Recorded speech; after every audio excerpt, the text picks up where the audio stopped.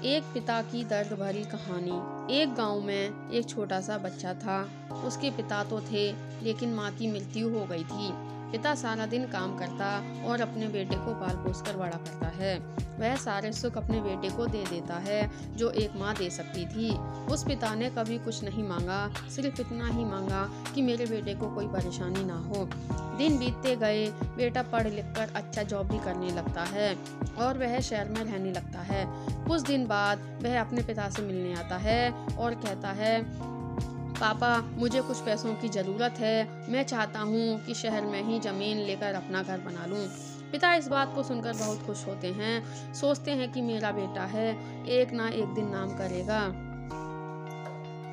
जिंदगी भर की बचाई हुई पूंजी को निकालकर अपने बेटे को दे देते हैं। बेटा शहर चला जाता है और उन पैसों से अपना घर बना लेता है। पिता इधर इंतजार करता रहता है कि मेरा बेटा फिर से आएगा एक न एक दिन, तो मेरे पास आएगा ही, जाएगा कहाँ।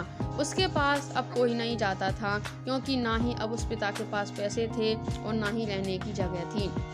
कुछ दिन बाद बेटा फिर लौट कर आता है और अपने पिता से कहता है, पापा अब आप दादाजी बनने वाले हैं। पिता को बहुत खुशी होती है। इस बात को सुनकर वह कहते हैं, तू मुझे मेरी बहू और पोती से कब मिलाएगा।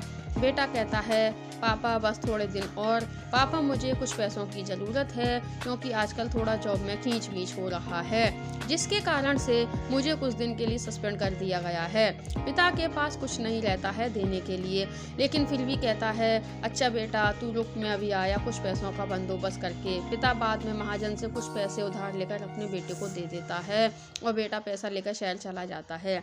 बरसों गुजर जाते हैं। पिता सोचते हैं कि मैं तो अब दादाजी बन गया हूँगा, मेरा बेटा पता नहीं मेरे नाती को लेकर कब आएगा। फिर सोचने लगते हैं, समय नहीं मिलता होगा, इसलिए मेरा बेटा अभी तक नहीं आया, वरना आया जरूर होता।